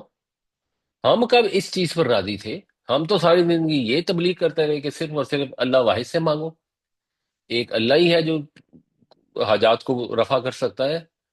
تم نے اگر خود سے ہمیں سمیع دعا بنا لیا، ہمیں مجیب الدعوات بنا لیا، ہمیں گنج بخش بنا لیا، ہمیں دستگیر بنا لیا، فریاد رس بنا لیا، تو تم نے بنایا، تم نے جھوٹ بولا. یہ جھوٹی بات تھی جو تم نے گھڑی تھی.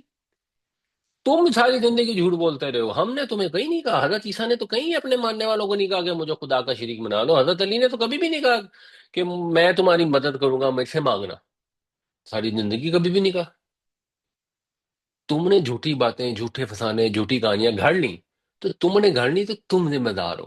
ہمیں اس کے اندر اب لپیٹنے کی کوشش نہ کرو کہ تمہارے ساتھ ہم بھی جہنم میں جائیں. ہم نے کوئی نہیں جانا، نہ ہمیں تم سے کوئی دلچسپی ہے. وَإِذَا رَأَى الَّذِينَ أَشْرَكُوا شُرَكَاءَهُمْ قَالُوا رَبَّنَا هَٰؤُلَاءِ شُرَكَاؤُنَا الَّذِينَ كُنَّا نَدْعُو مِن دُونِكَ فَأَلْقَوْا إِلَيْهِمُ الْقَوْلَ إِنَّكُمْ لَكَاذِبُونَ. اور جب دیکھیں گے شرک کرنے والے اپنے شریکوں کو تو کہیں گے اے ہمارے رب، یہ ہیں ہمارے شریک جن کو ہم پکارتے تھے تیرے سوا. پس وہ پھینک ماریں گے ان پر بات، بے شک تم جھوٹے ہو. یہ مثال کے طور پر نبی کریم صلی اللہ علیہ وسلم جب مکہ میں تشریف لائے تو جب تک اس میں بت موجود تھے نا تو آپ اندر نہیں گئے. پھر آپ نے حکم دیا تو بتوں کو باہر نکالا گیا، اور ان بتوں میں حضرت ابراہیم اور حضرت اسماعیل کی بھی تصویریں تھیں. تو جو مکے کے قریش تھے وہ ابراہیم اور اسماعیل علیہ السلام کو بھی پوجا کرتے تھے، ان سے مددیں مانگتے تھے. یہ اگر کوئی کہے نا کہ نہیں وہ تو پتہ نہیں لات منات سے مانگتے تھے تو، اور ہم تو نبیوں سے مانگتے ہیں، تو نبیوں کو تو خود ہی اللہ نے دیے، تو نبیوں کو خود ہی اللہ نے دیا، تو پھر ابراہیم اسماعیل کو بھی اللہ نے اختیار دیے ہوتے. تو نہیں، اللہ تعالیٰ نے اختیار کسی کو بھی دیے. یہ بالکل واضح ہے اور بار بار جگہ جگہ واضح ہے. لیکن جنہوں نے جانتے بوجھتے ہوئے نہیں ماننا، انجان بننا ہے، وہ کہیں گے اچھا. وہ یہی جیسے وہ ڈسکس کر رہے تھے کہ وہ اگر نبی کریم صلی اللہ علیہ وسلم نے اگر ان کو خطاب کیا مردوں سے، یا ہم قبرستان جاتے ہیں ہم کہتے ہیں السلام علیکم یا اس کا مطلب میں مردوں سے مانگ سکتے ہیں. پورا قرآن پڑھ لیں شروع سے لے کے آخر تک، بار بار بتایا جا رہا ہے کہ اللہ کے سوا کسی سے نہیں مانگنا، اللہ کے سوا کسی کو نہیں پکارنا. مگر وہ پھر لوگ جس طرح وہ نکال لیتے ہیں کہ قرآن میں شراب کو حرام نہیں کیا گیا، اس طرح جو مرضی جس مرضی حدیث سے آئے تھے جو مرضی مطلب نکال لیں. ٹھیک ہے، پھر وہ اللہ ہی مالک ہے ان کا. وَأَلْقَوْا إِلَى اللَّهِ يَوْمَئِذٍ السَّلَمَ، اور اس دن وہ سلامتی ڈال دیں گے اللہ کی طرف، یعنی ہتھیار ڈال دیں گے. وہ اللہ کے آگے سر تسلیم خم اب کر دیں گے، یعنی اب وہ معافیا مانگیں گے.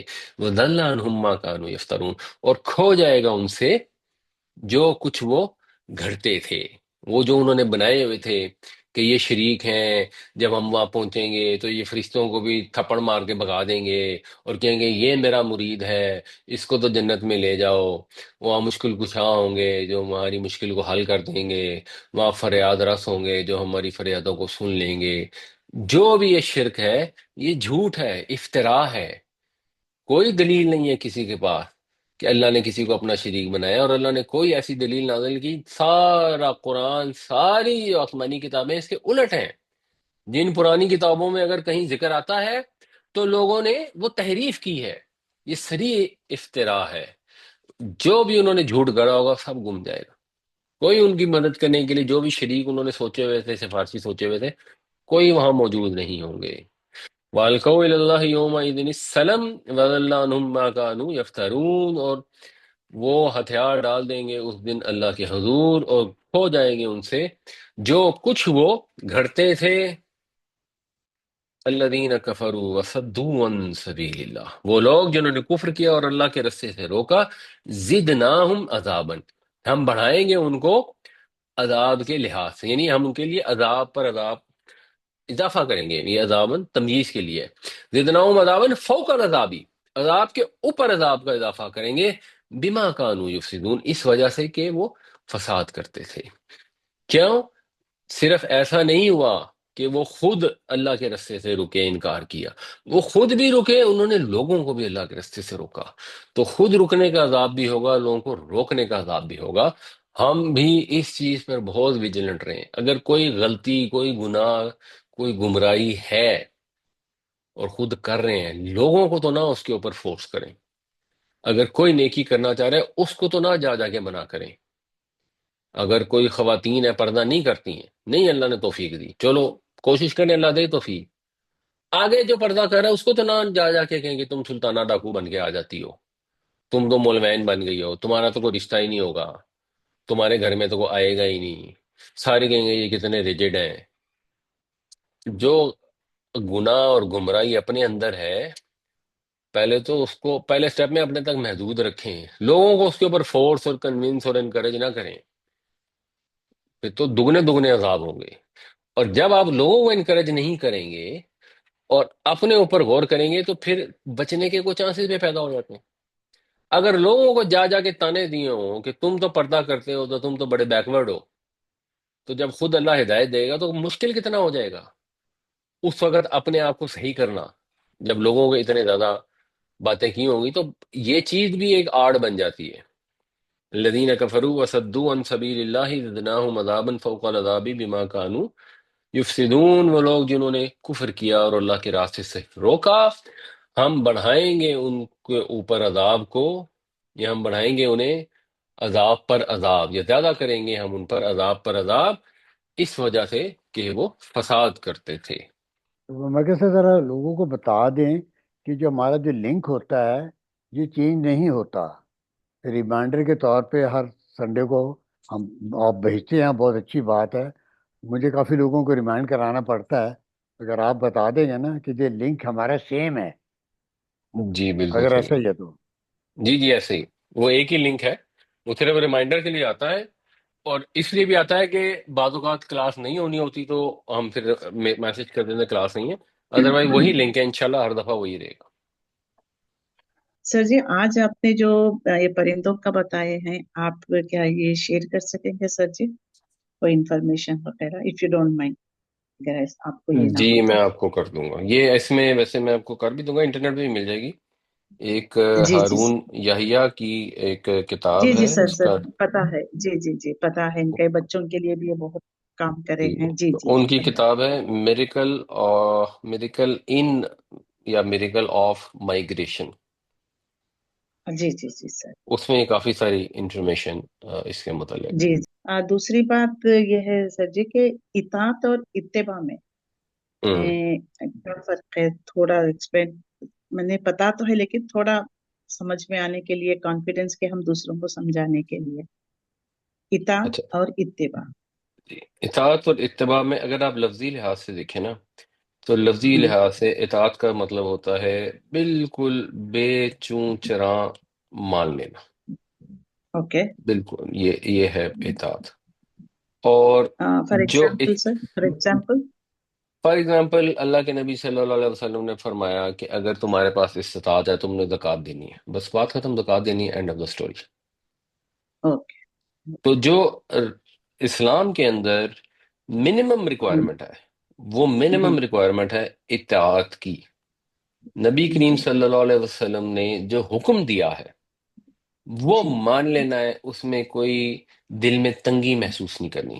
تا یا تو کا مطلب ہوتا ہے خوشی خوشی کوئی کام کرنا ہے نا، تو خوشی سے اس کو ماننا ہے۔ اور جی، جو میکسیمم ریکوائرمنٹ ہے وہ اتباع کی ہے، تو اتباع کا مطلب ہوتا ہے فالو کرنا۔ تو اوکے، مثال کے طور پہ ہمارے نبی پاک صلی اللہ علیہ وسلم نے ہمیں حکم دیا صفائی کا، تو جی مثلا ہمیں دانت صاف رکھنے چاہیے، تو ہم یہ ہمارے پر حکم ہے، ہم نے صفائی رکھنی ہے، ہم نے پاکیزگی اختیار کرنی ہے، ہم نے دانتوں کو بھی صاف کرنا ہے، یہ ہے اطاعت۔ اور ہمارے نبی پاک صلی اللہ علیہ وسلم مسواک کیا کرتے تھے، تو اگر ہم بھی جی مسواک کر لیں گے تو یہ اتباع ہے، کر لیں، بڑی اچھی بات ہے۔ اگر ہم ٹوتھ جی پیسٹ اور ٹوتھ برش کر لیتے ہیں اس میں بھی کوئی مسئلہ نہیں، اطاعت پوری ہو رہی ہے، ہم اپنی اچھا، صحت کا خیال رکھ رہے ہیں، صفائی رکھ رہے ہیں۔ ہمیں استطاعت ہے تو حج کا حکم ہے، بالکل ہے، جی جی اور اگر کوئی وہاں پہنچ کر مثال کے طور پہ کہ کیونکہ اللہ کے نبی صلی اللہ علیہ وسلم اونٹنی پہ آئے گئے تھے، میں بھی تھوڑا سی دیر کسی اونٹنی پہ جاتا ہوں تو کر لے. تو اتباع کا مطلب ہوتا ہے فالو کرنا، پیچھے پیچھے چلنا. ہمیں روزے بتائے گئے رمضان کے، جس کی استطاعت ہو رمضان کے روزے رکھنے لازمی ہے، جو بیمار نہیں ہے، جو مسافر نہیں ہے تو لازمی ہے. جی یہ ہے اطاعت. نبی کریم صلی اللہ علیہ وسلم اوکے پیر کو جمعرات کو بھی روزہ رکھا کرتے تھے، ہم چاہیں تو رکھ جی لیں، یہ ہے اتباع. اب نبی کریم صلی اللہ علیہ وسلم ہفتے میں 2 دن روزہ رکھتے تھے، تو ہم سے بھی میکسیمم یہی ریکوائرڈ ہے. ہم یہ نہیں کہ ہم پورا ہفتہ ہی روزے رکھتے رہیں، یہ نہیں ریکوائرڈ بلکہ نہ ڈیزائربل ہے. تو اس اطاعت اور اتباع کے درمیان میں زندگی گزارنی چاہیے. صحیح صحیح. جی جی سر جی، ایک اور سوال ہے کہ وہ جیسا کہ سورہ بقرہ میں 143 وَكَذَلِكَ جَعَلْنَاكُمْ أُمَّةً وَسَطًا لِتَكُونُوا شُهَدَاءَ عَلَى النَّاسِ وَيَكُونَ الرَّسُولُ عَلَيْكُمْ شَهِيدًا. ہم نے تمہیں چن لیا ہے اور رسول تم پر گواہی دیں گے. It's okay. تو یہ ہوں جو غلبہ دین ہے، بنی اسرائیل کو ہٹا کر معزول کر کر اللہ تعالیٰ نے بنو اسماعیل یعنی محمد صلی اللہ علیہ وسلم کی امتی کو لیڈرشپ دیا ہے. تو ٹھیک ہے. سر جی دیکھیں، آج کے ماحول کو دیکھ لیں آپ، ہندوستان کو دیکھ لیں آپ، تو how it will be implement sir, کہ کیسے ہم یہ کر سکتے ہیں؟ وہاں تو کافروں کا غلبہ ہے، ہماری کوئی نہیں، کیسے مسجدوں کو منہمد کر دیا جا رہا ہے، ہماری ایک ایک چیز کو جو ہے شریعت میں وہ یہ کر رہے ہیں. تو یہ پھر ہم غلبہ کیسے کر سکیں گے؟ کیسے؟ یہ میری بہت ابھی جا کر رہی حال میں، تو بہت وہاں کے حالات جو ہے اسلام کے مطابق خلاف بہت یہ ہو رہے ہیں. بس مسلمانوں کو کوئی نہیں، بس زندگی گزار رہی ہیں، اسی چیز کا کچھ ہوش نہیں. گیس فری مل رہی، وہ فلانا فری مل رہا ہے، ہم کو حکومت کی طرف سے یہ فائدے ہو رہے ہیں. تو یہ کیسے غلبہ کا مطلب کیا بات؟ تو ہم مغلوب ہیں ابھی. دیکھیں، پہلی ویسے تو بات تو امت یہ ہے کہ مسلم یہ لفظ جو استعمال ہوا ہے نا، یہ ہوا ہے شہیدہ. اور یہ آج کی کلاس میں بھی جی، آیا تھا کہ ہم ہر امت میں سے ایک گواہ کو کھڑا کریں گے، ایک جس گواہ سے اٹھا مراد دیں. ان جی کے جی رسول ہیں، ان کے نبی ہیں. اچھا، جی ساری جی امتیں ایسی نہیں تھی جہاں پہ نبیوں کو غلبہ حاصل ہوا. جی. اوکے. مطلب حضرت یحییٰ علیہ السلام جو تھے وہ نبی تھے، تو ان کو تو جی قتل کروا دیا، غلبہ تو نہیں ملا. اوکے. لیکن وہ جی گواہی جی. تو دیں گے اٹھ کے کہ میں نے ان کو پیغام پہنچا دیا تھا. تو اچھا، تو جو پیغام بھی، پہنچانے تک ہماری ذمہ داری. جی بالکل. تو اس کا مطلب یہی ہے کہ رسول تم پر گواہ ہو جائیں، تم لوگوں پر گواہ ہو جاؤ. کس چیز میں؟ حق بات کا پیغام پہنچانے میں. اس میں گواہ، یہ ہمیں ذمہ دار. یعنی جو نبی کریم صلی اللہ علیہ وسلم کے آنے سے پہلے کوئی یہودیوں کی دنیا میں غلبہ یا حکومت نہیں تھی، جی. ابھی بھی لیکن نہیں ان ہے. کا روب اور دبدبا تو تھا نا سر جی، روب تھا ان نہیں، کا، دنیا دبدبا میں تھا. نہیں تھا. وہ مدینہ کے جہاں وہ آ کے بسے ہوئے تھے وہاں ہوں، لوگ ان سے جی امپریس جی تھے، بٹ ورلڈ جی وائڈ یہودیوں کو حکومت نہیں تھی. جی. وہ غلبہ، وہ ان کو یہ اوکے. تھا کہ وہ محبوب امت تھے. وہ جی محبوب جی. امت کا رتبہ جو ہے وہ دنیا، مطلب اللہ تعالیٰ نے حضرت ابراہیم علیہ السلام کو فرمایا نا کہ انی جاعلک للناس اماما.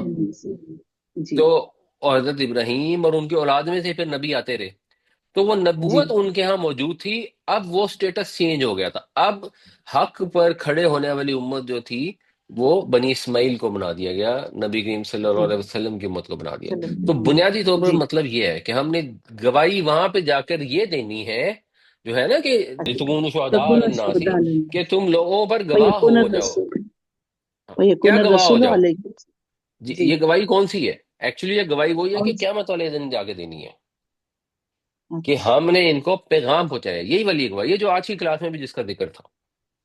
جی جی جی سر. جی اور اگلی کلاس میں بھی انشاءاللہ جو پہلی آیت آئے گی وہ جی وہ یہیں سے شروع ہوگی جی کہ سر. ہم تو ہر سر امت میں صرف سے ایک. ہمیں صرف پہنچا دینا ہے، سسٹم کو چینج کرنے کے لیے مطلب کچھ مطلب جدوجہد نہیں ہے مطلب. نہیں، وہ تو دیکھیں، وہ پھر اس کا آٹومیٹک رزلٹ ہوتا ہے جب جی. آپ پیغام پہنچاتے ہیں. اگر اتنے لوگ اکٹھے ہو جاتے ہیں کہ سسٹم چینج کر سکیں اچھا. تو پھر وہ اوکے. جدوجہد بھی اس میں آ جاتی. تو اگر مثال کے تو طور پر پاکستان میں لوگ رہتے ہیں تو ان کو جدوجہد کرنی چاہیے سسٹم کو چینج کرنے کی، اور اپنی جی اپنی جی کیپیسٹی میں جہاں ممکن ہو وہاں کرنی چاہیے. لیکن اگر امریکہ میں رہتے ہیں تو وہاں تو ابھی ہوں. پیغام پہنچانے والی نوبت ہے، وہاں تو سسٹم چینج نہیں کیا جا سکتا. یہ دونوں دو جی ایکسٹریمز جی ہیں. انڈیا میں ذرا جی درمیان کا معاملہ ہے. جی جی. صحیح صحیح ہے سر جی. تو میں وہی یہ تھی کہ غلبہ تو اللہ تعالیٰ یعنی غلبہ یہ غالب قوم ہے، تمہیں غلبہ میں نے عطا کیا، بنی اسرائیل کی طرح نہ ہو جانا بار بار، اس میں آتا ہے، سورہ سب نہیں، میں وہ بھی آتا وہ ہے۔ وہ غلبہ جو آتا ہے وہ اللہ کے رسول جب جی دنیا میں تشریف لاتے ہیں تو ان کو غلبہ حاصل ہوتا ہے لازماً۔ او، جی وہ جی حضرت جی موسیٰ علیہ جی السلام کو بھی حاصل ہوا، حضرت نوح کی بھی قوم تباہ ہو گئی تو غالب تو حضرت نوح علیہ السلام ہی آئے، حضرت لوط علیہ السلام ہی آئے، چاہے قوم نہیں بھی مانی۔ اسی طرح جی نبی کریم صلی اللہ علیہ وسلم اور آپ کے جو صحابہ تھے وہ پوری جی دنیا پہ غالب آ گئے تقریباً، جی سر، جہاں جہاں جی تک وہ موجود تھے وہ ہر جگہ ان کا غلبہ ہو گیا۔ اب وہ غلبہ ہو گیا، جی اب وہ وعدہ پورا ہو گیا۔ اب اس کے بعد یہ نہیں ہے کہ ان کی اولادیں بھی ہمیشہ غالب ہی رہیں گی، یہ ضروری نہیں ہے۔ جی جی جی۔ یہ ڈاکٹر رسال احمد صاحب کے ایک لیکچر میں انہوں نے بتایا کہ 5 ادوار ہوں گے، ایک تو میرا دور ہے نبوت کا، اس کے بعد جو ہے خلفۂ راشدین کا، اس کے بعد کاٹ کھانے والی ملوکیت، تو یہ ہوں۔ تھرڈ دور میں پھر اس کے بعد جو ہے بادشاہت پھر کا ہے۔ انہوں نے 5 ادوار کو جو گنائے ہیں، اب ہمیں انہوں نے یہ نہیں پتا بتایا۔ وہ پانچواں دور کب آئے گا، وی ڈونٹ نو۔ اچھا، صحیح صحیح صحیح، بس تو صرف ہمارا کام پیغام پہنچا دینا، دیٹس آل۔ ڈپینڈ نہیں، آپ کی سچویشن پہ ڈپینڈ کرتا ہے نا۔ جی جی مثلا جی آپ کا کام صحیح۔ ہے لوگوں تک پیغام پہنچا دینا، بٹ اپنے گھر میں آپ کا کام یہ نہیں ہے۔ اپنے گھر میں آپ کا اپنے بچوں سے نماز پڑھوانا بھی آپ کا کام ہے۔ الف زبر آ جو ہے یہ کوشچن پارٹیکل ہے، کوشچن کے لیے استعمال ہوتا ہے۔ لم جو ہے یہ حرف جزم ہے، فعل مضارع کو مجزوم بھی کر دیتا ہے اور اس کو ماضی میں کنورٹ کر دیتا ہے اور اس میں نفی کا مفہوم پیدا کر دیتا ہے۔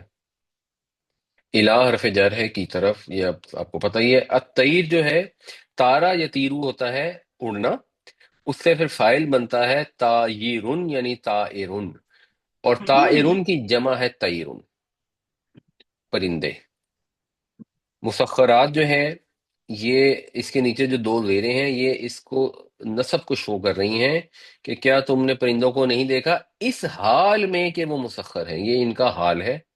اور یہ سین خیرے سے ہے جس سے باب تفعیل سخر یسخرو کا مطلب ہوتا ہے کسی کو تابع کر دینا، تو مسخر مفعول ہے، تابع کیا گیا۔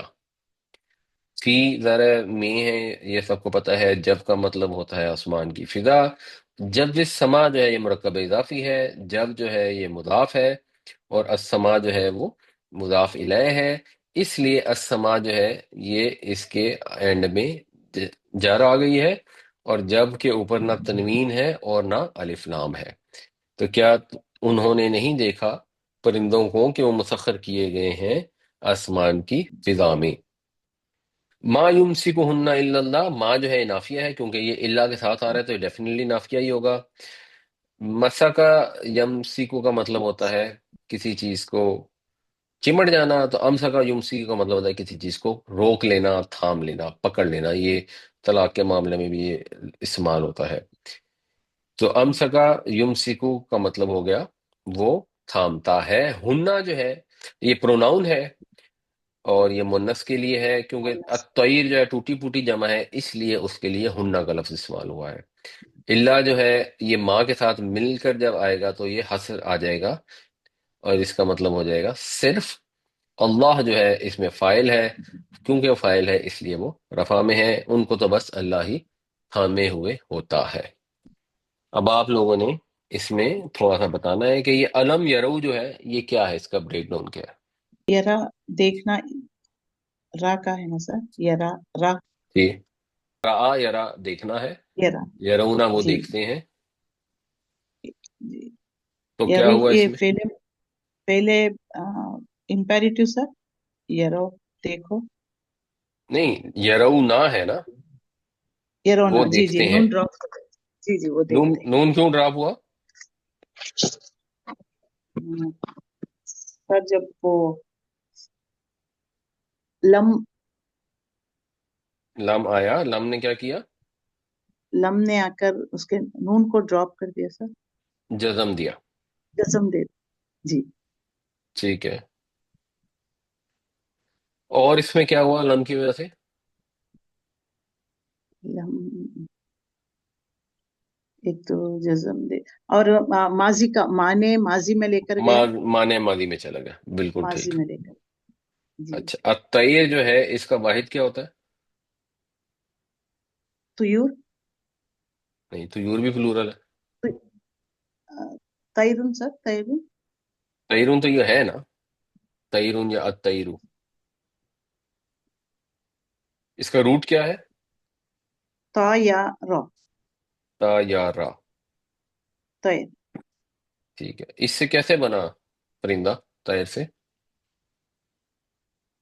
طیر اڑنے والی چیز.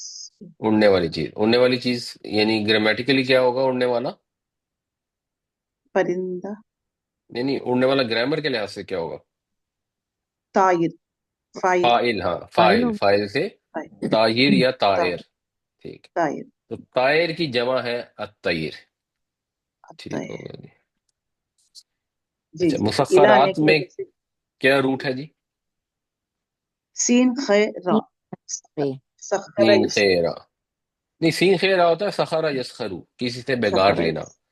اس کے بعد جی. آگے باب کون سا استعمال ہوا؟ مفعلہ. باب مفعلہ.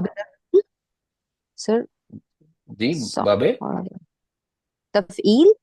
تفعیل. بالکل صحیح. تفعیل. تفعیل سے جو مصدر بنے گا وہ کیا بنے گا؟ اردو میں بھی بہت استعمال ہوتا ہے.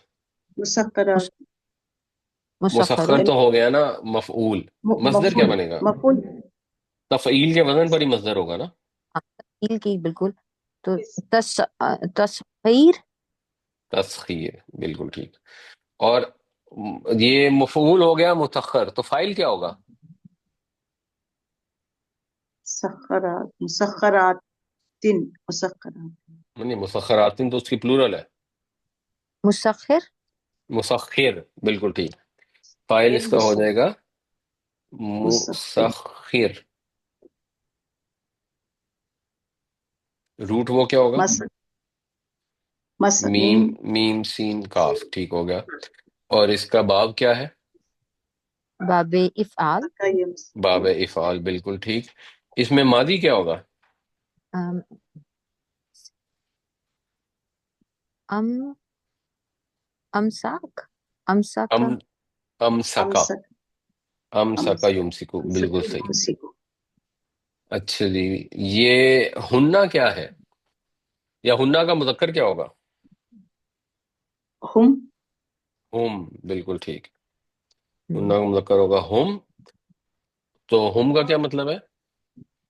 وہ سب. وہ سب مرد. اور ہننا مرد ہو گیا وہ سب اور مذکر مؤنث. کے لیے، نہ مؤنث کے لیے وہ سب. بالکل. جی بالکل صحیح. اللہ تعالیٰ ہمیں قرآن پڑھنے، سمجھنے، عمل کرنے کی توفیق عطا فرمائے. اللہ تعالیٰ ہمیں ان لوگوں میں شامل کرے جو اس کے پیارے محبوب صلی اللہ علیہ وسلم کے لائے ہوئے پیغام پر عمل کریں، حضور کی اطاعت کریں، اتباع کریں، اور قیامت والے دن لوگوں کے اوپر یہ گواہی دے سکیں کہ ہم نے اپنے پیارے محبوب صلی اللہ علیہ وسلم کا پیغام آگے تمام دنیا تک پہنچا دیا. آمین یا رب العالمین. السلام علیکم ورحمۃ اللہ وبرکاتہ.